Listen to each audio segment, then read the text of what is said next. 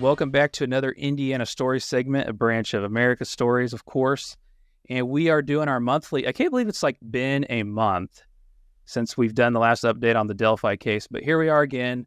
I'm just going to say our monthly update because I don't think, my opinion, this will stop from having at least a monthly update from here till whenever we see this trial through. I don't know. This is the murder sheet's joining me, by the way.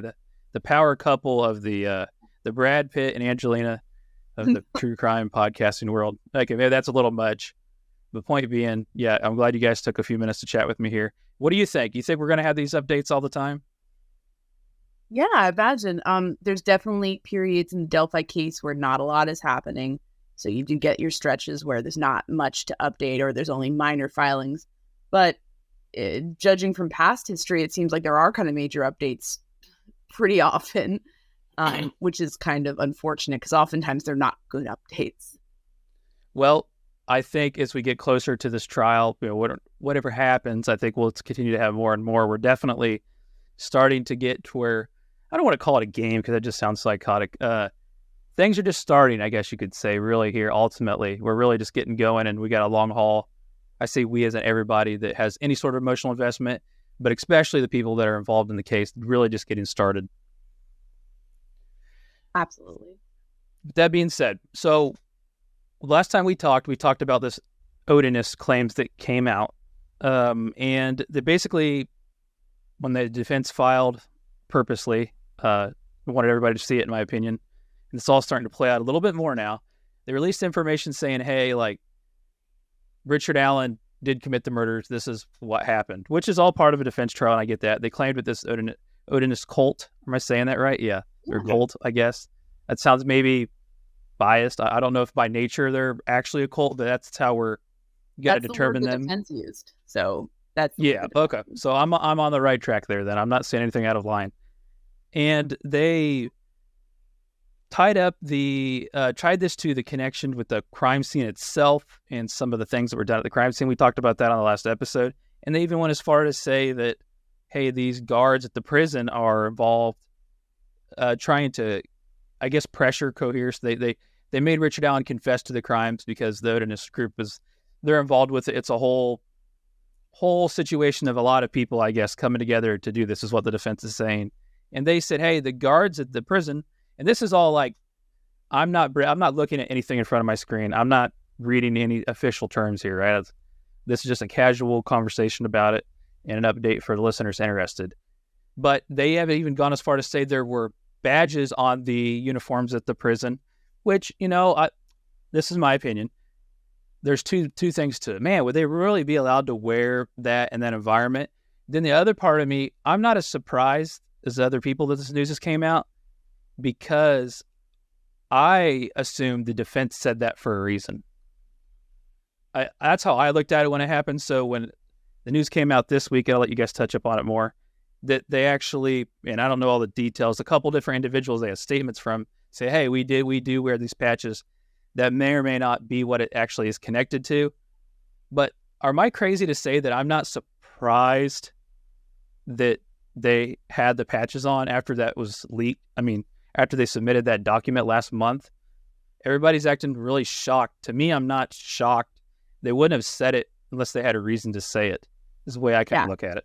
I think you're on the money, Jeff. It's a situation where when there's cameras in a jail or a prison, rather, in this case, doesn't really make sense to just make up patches out of whole cloth, no pun intended, because, that could easily be debunked. So when we saw that they were stating that there were patches, we believed that because, again, that could be easily disproven if it wasn't true. The question lies in whether or not the patches signify what the defense says it does. And there's, the guards have said that they are actually heathens. They're not Odinists. Odinists are a specific sect of heathenry where they are very racist, attached to gangs, white supremacists. And heathens are not necessarily that. Heathenry is a vast, vast faith with all these different practices. And you can be a heathen and just a nice person, just a normal person, just like any other religion who's inclusive and non-racist, anti-racist, in fact. So and I think it just kind of shows the public's kind of pendulum attitude to this case, where it's like, we're not going to believe the defense. Oh, wait, the patches are there, then everything the defense says must be true. And it's kind of just, that's, it's a tactic to, unleash different narratives, and people just seem very susceptible to like whatever the last thing they heard is. Seems like a strange thing to allow the patches to be worn. I will say that.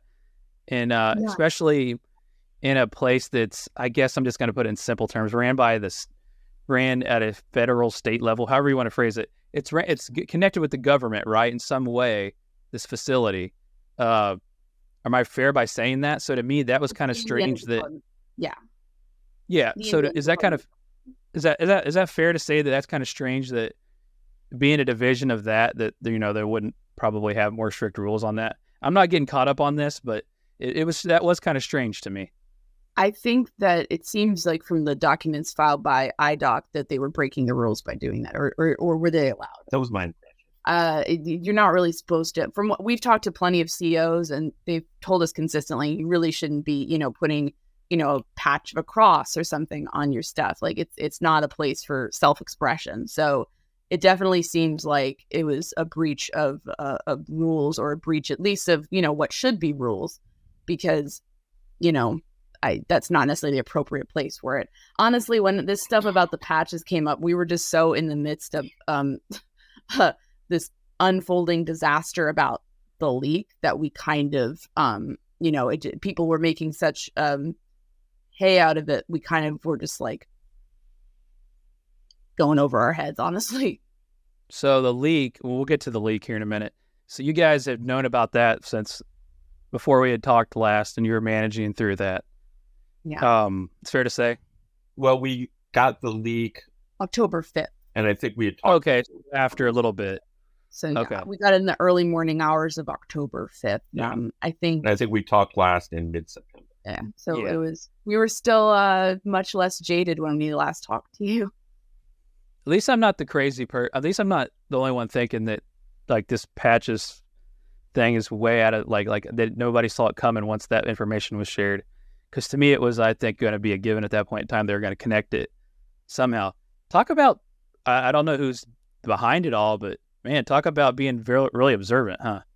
I mean, picking up on obviously things as you visit the prison, and as they talk to Richard Allen, somebody's very observant and did catch that, obviously. Whether Richard Allen directly told them or they picked it, we'll never know. But I guess that's aside the point, but definitely observant of the environment that he's in. Mm. Yeah, I agree. He has great lawyers. Lawyers are the ones who visited him at Westville, and I wouldn't be surprised if they noticed that and said, maybe we can do something with this. Oh, yeah. I mean, that was like a low-hanging fruit for them to pick there. So to get into the details a little bit more, they did get a statement from a couple individuals, one of which was a sergeant, and was another person just, I don't want to mess up the titles. Was it 2 sergeants? Was it 3 people? I don't remember. Was it 2? There's 2 sergeants. And it's a warden. 2 sergeants. 2 sergeants and a warden of Westville. Okay. In the Frank's memorandum that they said not only did these guys have patches, but there was the suggestion that they were devoted members of this Odinism cult, for lack of a better word. And they were so devoted to it that apparently they were threatening and intimidating Richard Allen and basically coercing him to make confessions to his wife and mother. So in these statements, the guards acknowledged that they did have patches that they wore, but they indicated that they were just part of their faith and they were not Odinists. And they also said, we don't have a history of being violent with prisoners. Look at our work record history. And we certainly never pressured him into making confessions. And the warden also backed that up. And apparently there was some sort of internal investigation of these 2 guards shortly after the Frank's memorandum was filed last month. And that investigation cleared them. And I'll say this, Jeff, with the Odinism versus, if they're admitting to wearing the patches, how could they not be Odinist? And again, that goes back to the heathenry being these people may worship similar gods, Norse gods, Germanic gods. But it's sort of like if you're wearing a cross and I say, oh, you're a Baptist. And you say, actually, I'm Episcopalian. You may have the same fundamentals, but there may be very different practices. And so they're basically disputing that. And I think the thing people are missing on this is that this gives an explanation for Richard Allen's alleged confessions that does not bring in mental health, because the defense has been fighting to keep his mental health records from the prison from going to the prosecution. If his mental health becomes an issue, then the prosecution may be. So that's my opinion personally, but I think it's kind of in that case an ingenious strategy because it keeps that out of it. They need to come up with a way to explain away these so-called confessions. Yeah. The natural thing to do would be to say, well, he had some sort of mental breakdown. He said things he didn't mean, and they don't feel comfortable making that argument for whatever reason. At least they haven't made it yet. So they're saying, seems like it's probably overdone quite a bit. Yeah. Yeah. That's something that's pretty common, I think, in a trial like that. Right or wrong, I'm not saying that. You talk about it. You got to explain the mental health. You got to explain the confession. And this is the defense just doing their job here. But you guys have probably spent a lot of time researching this Odinist thing that none of us had really been looking into before. So you're sharing this information. So I'm assuming you've put in quite a bit of time researching this subject matter further. Yeah, we've even interviewed members of the Tros, which is a heathen group. They're anti-racist. They actually combat the Odinists. They have a whole ministry where prisoners write them, and they write back saying, hey, you can be a heathen without being racist or joining a white supremacist gang. Yeah, which, man, it's just next is, like Kevin said, they're going to have to really connect all that and how it relates to. So I think you got the patches in there. So that's the first step. But it's all about creating questionable doubt, right? I mean, that's ultimately, let's be honest, by definition, that's literally what they're trying to do. And they're certainly on track to attempt to do that. But they are going to have to tie it all in and explain things a little bit more. With that being said, let's segue to you referred to as the leak. An unfortunate thing. And this was odd for me because last week I was, the last couple weeks, but last week in particular, I was really keeping up with that. What was it, the boy in the box trial? Yeah. And they also had a defense leak as well. Are you aware of what I'm talking about here? No. Boy in the box trial? We haven't really followed that, to be honest. But you're aware of like what the trial is, though. Like, yes. So the defense had a leak last week. So when the jury's going to go back and make a decision, the trial's wrapping up, the arguments have been made, they supply you with the evidence that you're allowed to review until you come back with a decision, right? Guilty or not guilty or whatever. Right. And they leaked. So they had come to an agreement where, because the police had to arrested the young man. Well, they handcuffed him, right? They weren't necessarily arrest him. He ran away, and that was protocol how they were going to handle it. And so the defense was told to, and what was agreed upon and presented in the trial itself was they were going to clip the footage, not show, the kid could not show him being arrested, right? That was like what was agreed upon because it was determined it was irrelevant to the case. So the defense sends the jury back with this thumb drive, and on it, what do you know? All the footage is there of him literally being arrested, which was not supposed to be seen by the jury. So they have to call him back in. Hey, you weren't supposed to see that. The defense has to give an explanation and all that. And people were like, and watching court TV, which you guys are on all the time, like, how the heck does, like, what do you do? Like, what's the reaction to this? How do you get disciplined for this? And obviously, at this point in time, the jury's deliberating. So the judge is just like, I'm very disappointed that this happened. And so I was already like, man, that leak was crazy to me, right? So then this week, you guys, with the couple information that you've had for a little less than 2 weeks, came forward with information that, and I'll let you explain it because people are here to listen to you, mostly not me, that what had happened and you guys were able to, so somebody reached out to you and supplied you with some information that had been circulated? Yeah, so on the early morning hours of October 5th, well, to back it up, there had been a photograph of a blood-smeared tree circulating out there online. And there was not really, we looked at that and I honestly thought it was just some jerk in their, backyard doing a hoax, painting something. And to be clear, this was purported to be something from the crime scene, because in this Frank's memorandum, the defense attorneys provided a description of the crime scene, and they indicated that on a tree near where the girls were killed was some sort of symbol written or drawn in blood. And Right. they maintained that this was a symbol of Odinism. And others maintained, well, perhaps it was just random or something. So it became very important to a lot of people.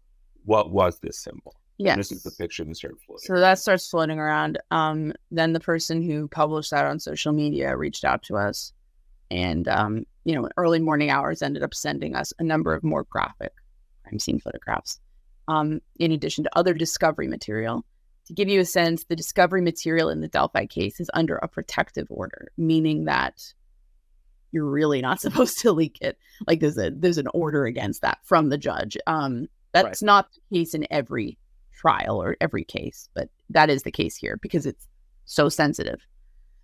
And so we were, it was very, we're not describing what exactly we saw in the images, but it was very, very disturbing. And apparently that there'd been a very serious breach immediately. So crime scene. Scene of the crime. Yes. That's correct. And this is like when Anya says early morning hours, we're talking about like 2 or 3 in the morning. Yeah. We were just like, it was very difficult to sleep that night because it was just really, it was bad. And we reached out to the police the next, when the sun rose essentially, and let them know that a serious breach had occurred. We also reached out to defense that day to let them know that there seemed to be some sort of breach going around. We wanted to let both sides know because we did not know where the breach was coming from. So it seemed prudent to say, hey, these are the two sides, here's what's going on.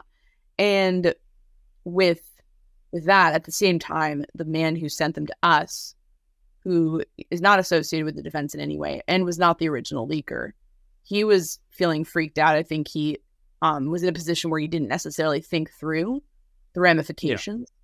Yeah.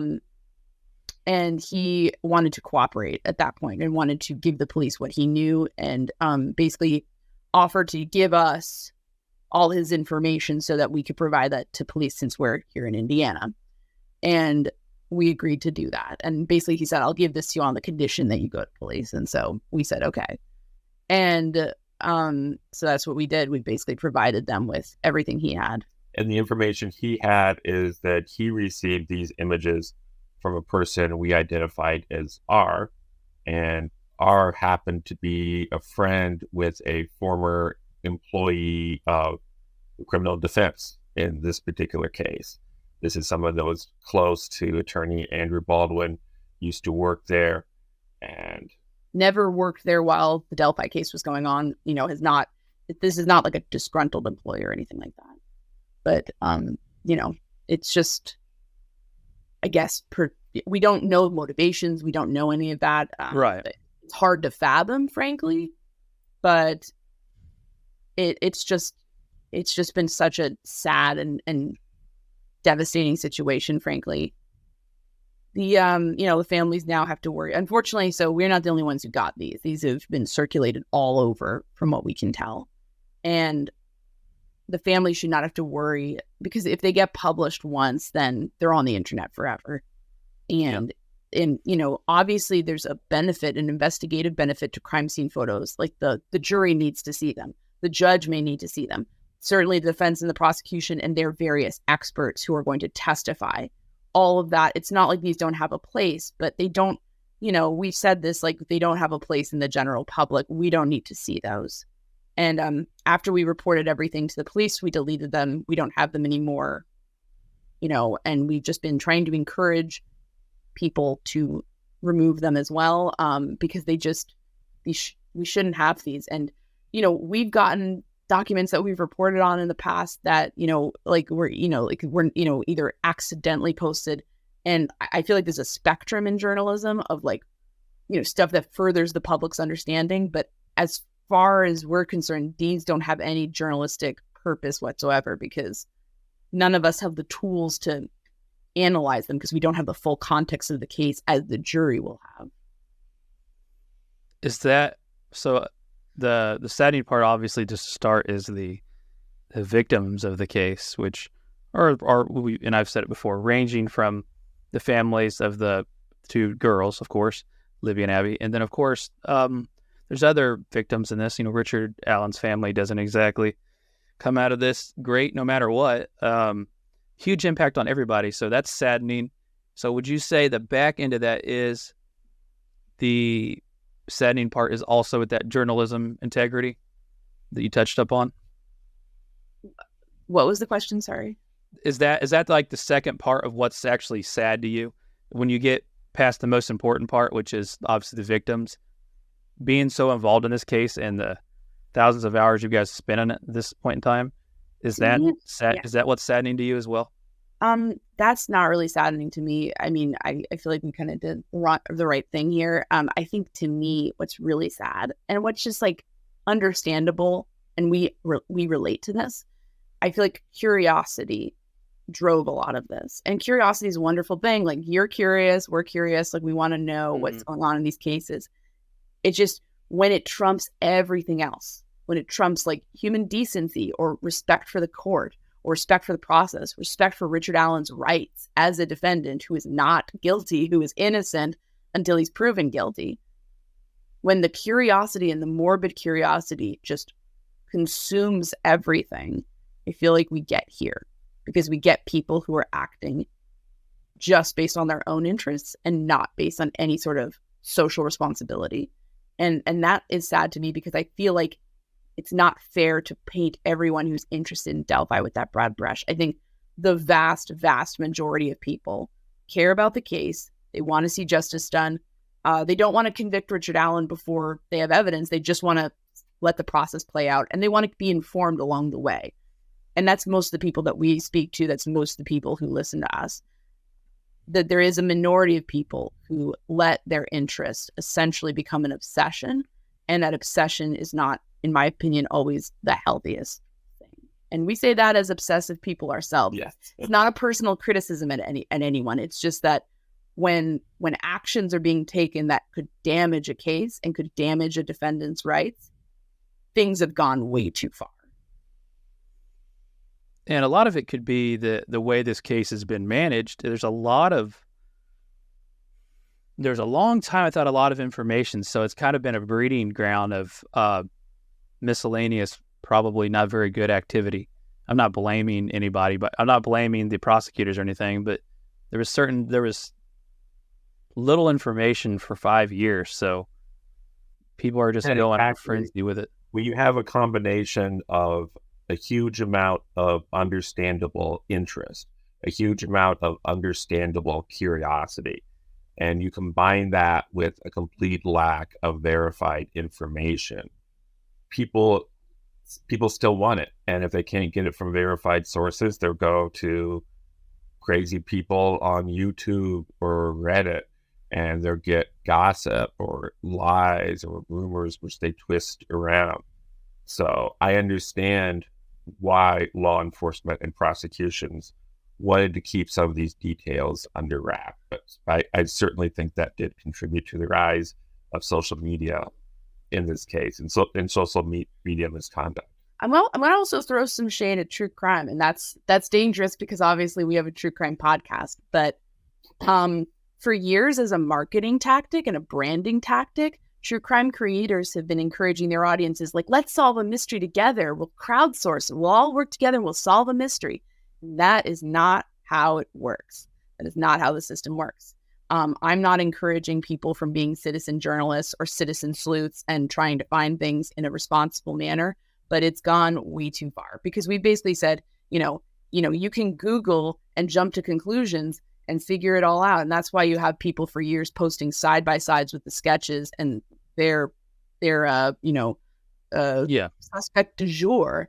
And the result is you have a lot of really entitlement and arrogance amongst a small minority of people who just think, I'm going to solve it. I just need all the information. Give me all the information so I can solve it.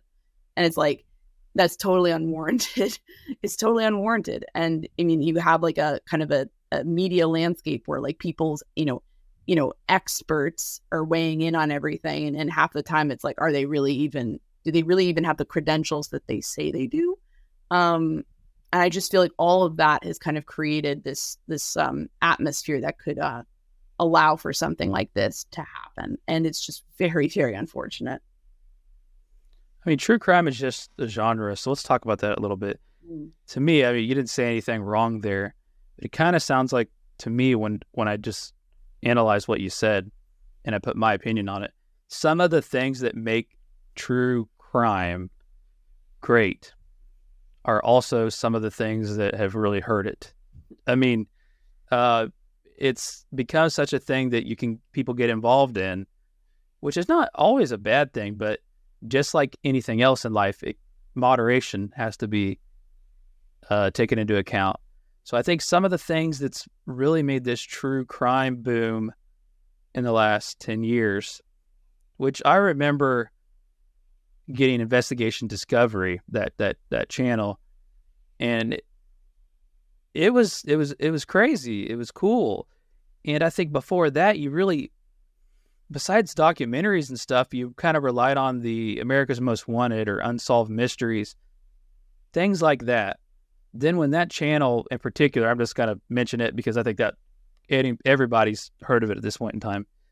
It's really just boomed in the last 10 years. But with that, you kind of had this, like you said, this citizen involvement has really escalated. And along with the internet and social media, all these things that have grown, because even 10 years ago, the internet isn't what it is today. You certainly had to put in a lot more work to find something. The search engines were not optimized like they are today. You could basically find anything by Googling something now, which is not always a bad thing. But in this case, I can certainly see what you're saying. So some of the things that are great about true crime also are starting to show their ugly head now, I guess I'm saying. Yeah, I think that's well said. And I think that it's a situation where, I mean, the amount of stuff, I mean, people are not always good at like kind of figuring out like the nutritional value of what they're consuming on the internet. And they'll just be like, well, these people were saying this on Reddit. And it's like, those are anonymous people. They can say whatever they want. They can lie. It's very possible to lie on Reddit, believe it or not. That might shock some people, but it's you don't even want to see my credit, my karma on Reddit. Sorry. Oh, said credit. We don't even. I'm on wrestling one, so I've got like a negative 500 karma. We don't even go on it anymore because in the beginning when we started covering this case, we were like, oh, people have some interesting ideas. Yeah. And now that we actually talk to people who like know what they're talking about, you can kind of see where like it's just people jumping to conclusions. It's not really that helpful. And I'd like to say, I think it's important to stress that the vast majority of people who are interested in true crime and who follow true crime, it's a healthy interest. And I think their level of interest and attention to these cases helps provide public accountability. And I think that's a great thing, and I applaud it. There's just a tiny minority who take things too far.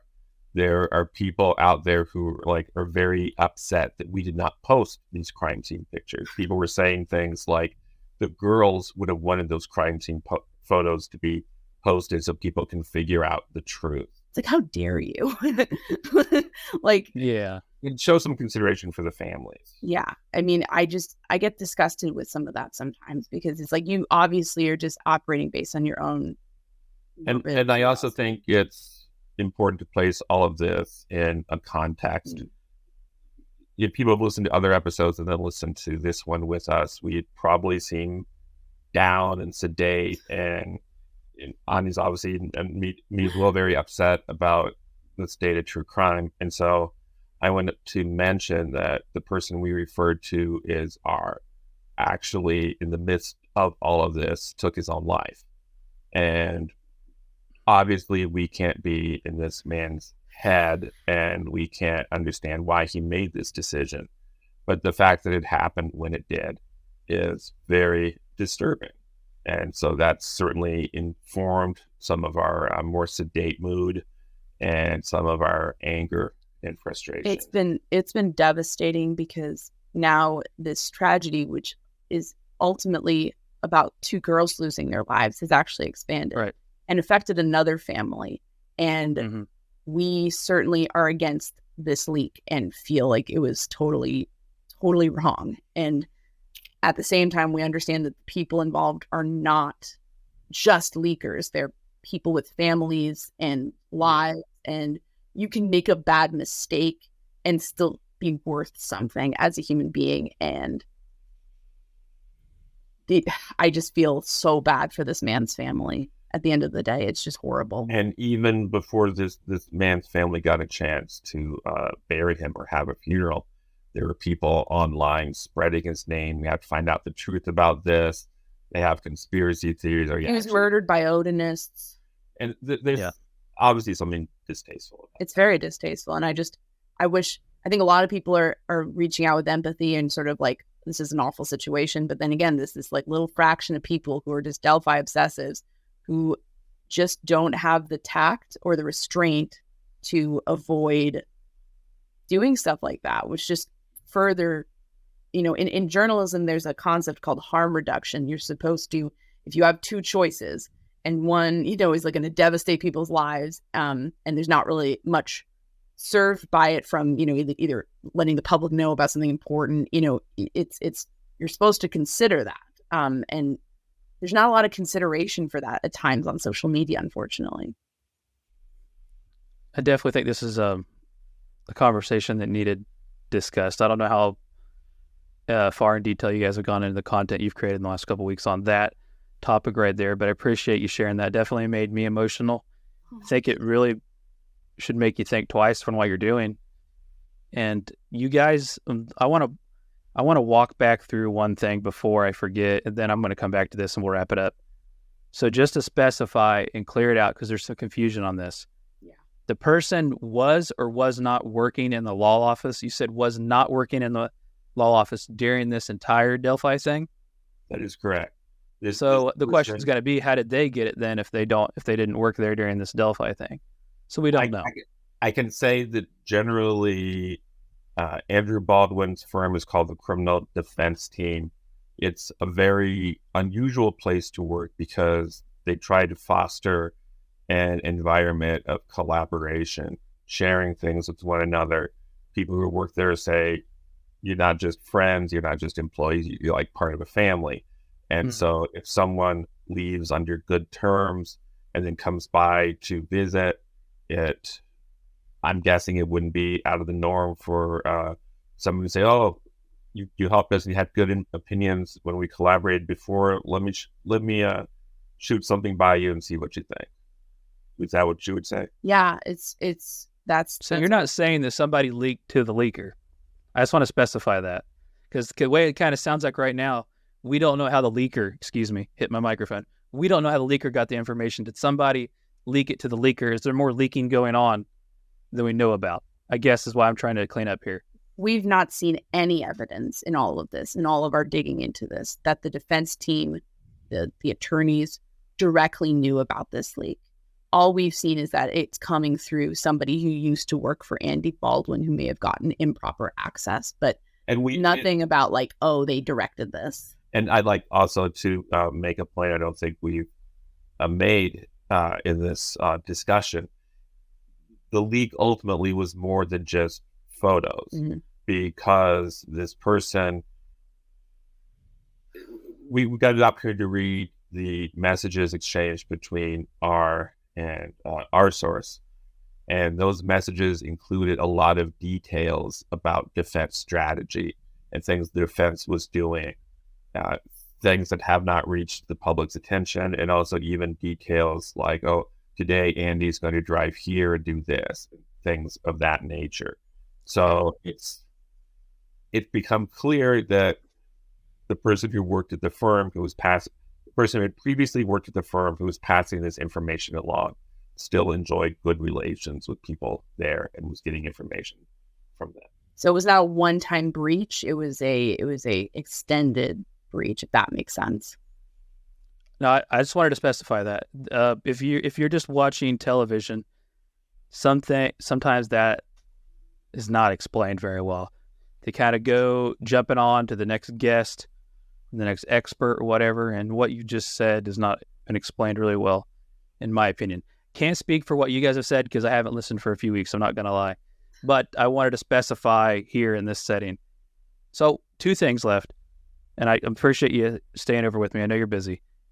What is the fallout of this? What do you see happening? Who does this impact negatively, positively, aside from the victims of this heinous crime?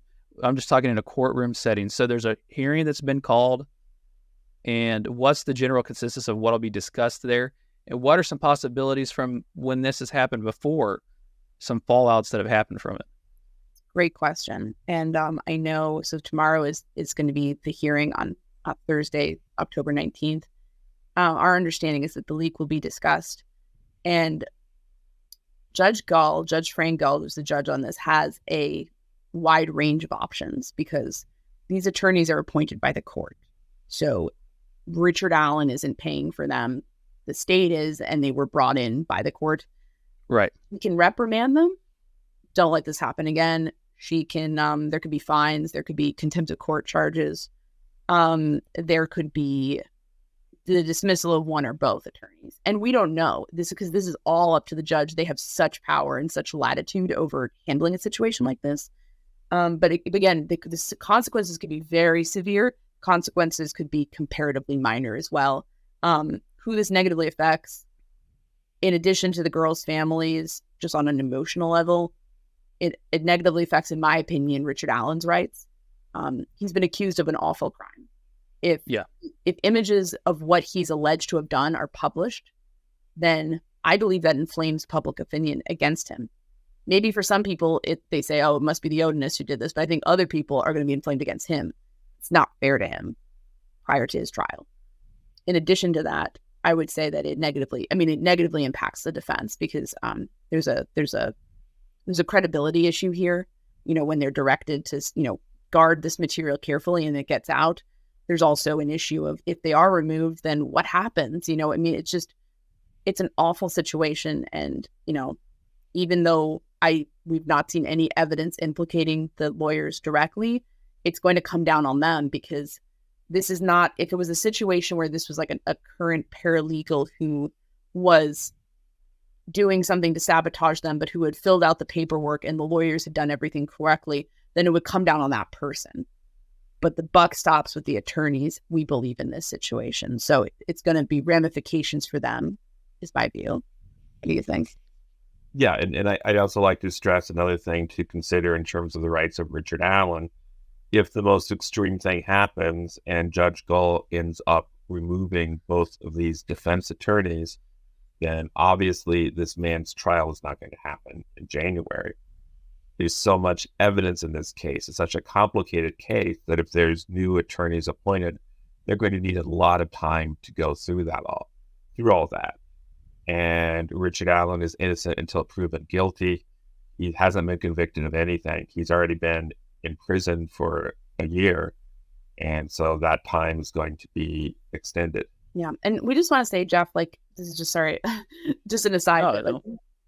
We really appreciate you and the sensitivity and intelligence that you bring to your coverage of this case, because I feel like us checking in with you once in a while is clarifying for us as reporters to kind of regroup, look at the big picture. We're so in the weeds on this sometimes, it feels that it's often very nice to come on and chat with you, especially in circumstances like this where it's just been a very heavy process for the past few weeks. And just thank you. And again, we're sorry that we probably seem depressed. We're not our usual bubbly selves because we're normally so charismatic and happy. No, I'm kidding. But I just want to say we appreciate what you do because I feel like you get a lot of this and you get a lot of the big picture and able to convey that to your audience. We get a lot out of our conversations. Yeah. So I just, again, want to commend you for what you're doing and, your coverage and just keep up the really good work because we appreciate it. That means a lot to me. And I got very emotional when you started tearing up. I was tearing up on you. Yeah, it's been rough. Because it's been a lot of tearing up of the last few weeks. It's been a lot of just crying, Jags, I can't say I relate to this situation with anybody, nor would I be that crazy to say that. I do have daughters, so I feel emotional connection there, although I can't relate to the situation, and God, heaven forbid, that never would or want to, but it's still an emotional attachment there. that I definitely feel for me, it's beyond. Obviously, it hits it home because it is near home, right? And because of the situation, I have kids, so I appreciate you guys taking the time to tidy up that part of it a little bit. And I would summarize it also by saying that it doesn't do the prosecution any favors either if we have any sort of question that the Richard Allen's not going to have a fair trial. And that's piggybacking off what you just said, but I wanted to bring that point up. This just muddies the waters even more of this guy's getting a fair trial. So there's nobody that benefited from the leak or a lot of the other drama that we've talked about that's happened with this case. Yes. But, and you're kind of just on a lighter note, you're talking about the buck stops with me. I was thinking of those Joe Hogstead political commercials that Shreveport, the guy running against him's put out on the true crime, on the crime. Have you seen that commercial where there's talking about like all the crime that happened, and he's like, it all is on me. Joe Hogstead saying that. Anyway, so it's that time of the year with the political commercials. Let's end this on a really another heart-tugging moment here before we split our ways for the day. What does it mean to you guys that people, this isn't the only time that somebody's come with you with information that probably shouldn't be public or information true or false or whatever, but what does it mean to you guys that this individual came to you and trusted you with doing the right thing with this? It's very humbling, and we appreciate it, and we just want to say the guy who leaked to us was not the original leaker. A lot of people have been putting hate on him. I don't really understand why. I tend to think that in a situation like this, especially since somebody has possibly had a suicide link to it, coming towards people with compassion, and he very quickly, I think, was just like, wait, what have I been doing? And then can you help me make it right? And for him, making it right was going to the police. And so we very much appreciated him.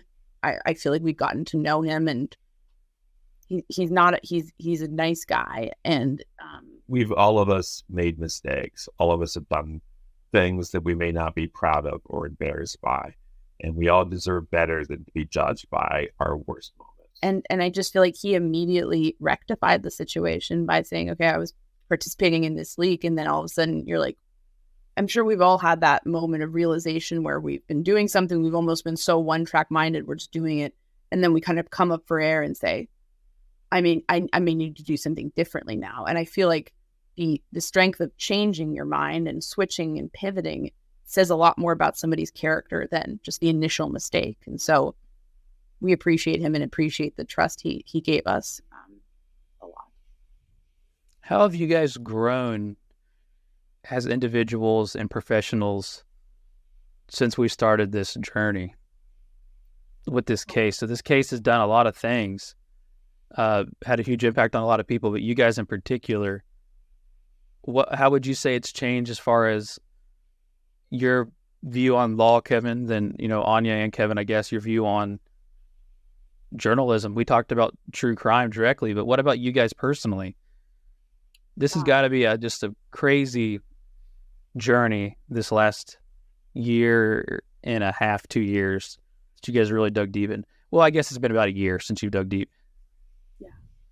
How kind of you to assume we've grown. I feel like I've just become more angry and jaded sometimes, because I've just seen a lot of stuff that I find wrong with this. I think it's made me realize on some level the importance of good journalism and why not waiting for authority to give you information is so important, why it's important to just go and get it and inform the public, because I've seen what happens when, as Kevin said, you're not getting the information.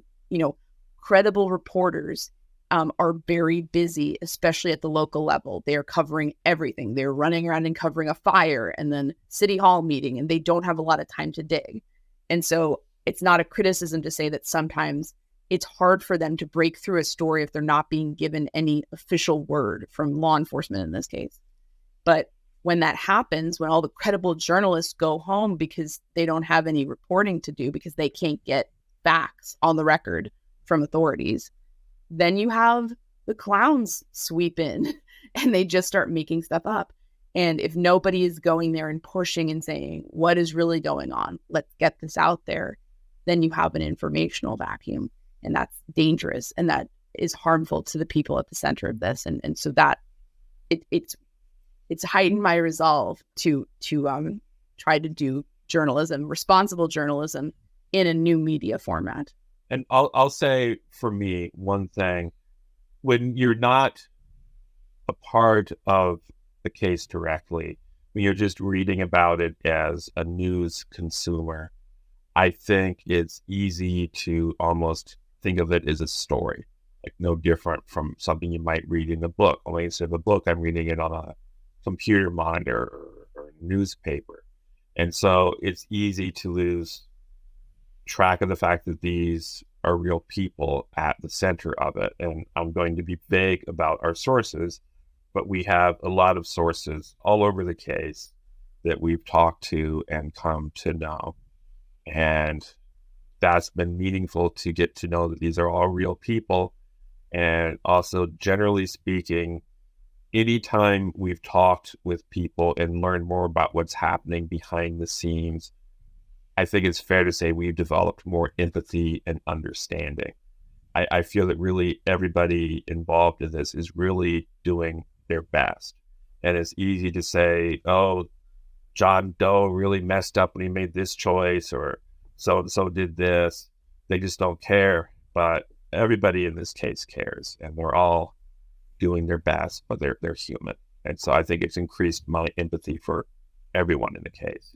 And just people in general, because it's like when you're flattened down to a few words in a news article, that doesn't really capture the very complicated human person, behind that name. And, it's just important to just remember that if you were suddenly thrust into a really high profile situation, regardless of what side you're on, you would probably hope that people engage with you in an empathetic manner too, as opposed to just assuming the worst at every turn or, criticizing. I mean, even the families in this case have gotten so much criticism about how they're hiding something. They must be hiding something. And it's like, just imagine if that were you and your family and you were thrust into the spotlight and people were, without any evidence, just picking apart everything you said, and just maybe consider that would be pretty hurtful. And one more thing, I think something that's really changed and helped me grow with this is this whole experience has brought a lot of wonderful people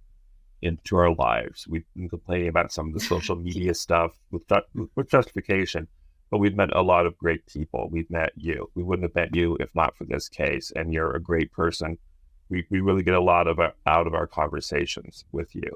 And we've also met other people, listeners and stuff, who we don't even talk to. We just exchange emails or text with.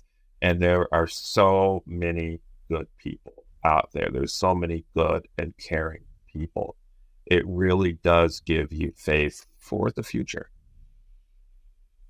Well said. And I think for me, it's also important to kind of think about, if you have a platform like we do, like we've built different platforms, obviously. I'm not big into the true crime scene by any means, but other things I do. If you have a platform, you need to really think about what you're doing with it and kind of take into consideration these things that we've talked about today. Even if your platform is a blog about true crime, being in a community about true crime and trying to help investigate, whether your blog's being a podcaster or somebody on television, you really got to do and think about what's right and do what's right on the platform that you have available as an outlet. And make sure you're doing the right things, you're utilizing it correctly, because it's easy to get off track, I think is what I can say from this conversation we just had. Amen. And it's easy when you see people making mistakes to want to call them out and put your boot on their neck and just shame them as much as possible. But please try to have some grace, because you don't know what those people are going through. And sometimes when you're facing a lot of public criticism or even personal criticism, it feels worse than it really is. And you think it'll never pass. It'll pass. Right. But in that moment, if people are putting their heels on your neck and just kicking you, who knows what a person might be driven to. Very well said. I enjoyed this time. Sorry we went a little bit over. If you're here because of the murder sheet, check out some cool stuff I have on Indiana and American history. If you're here because you come from that outlet, then make sure you check out the Murder Sheet podcast. They do some other deep dives into some things, but they've got a lot of stuff, and they've talked to a lot of people about this case in particular, and it's valid, good, logical information, nothing reckless being shared on the Murder Sheet podcast, which I always appreciate. So make sure you check out that podcast wherever you listen to podcasts, or murdersheetpodcast.com. Man, I'll never forget that because I run the website. Yes. By run it, I mean I don't have to do anything with it. But nevertheless, yeah, thank you both for your time as always, and I encourage everybody to check out everything you guys are doing. Thank you both. Thank you so much, Jess.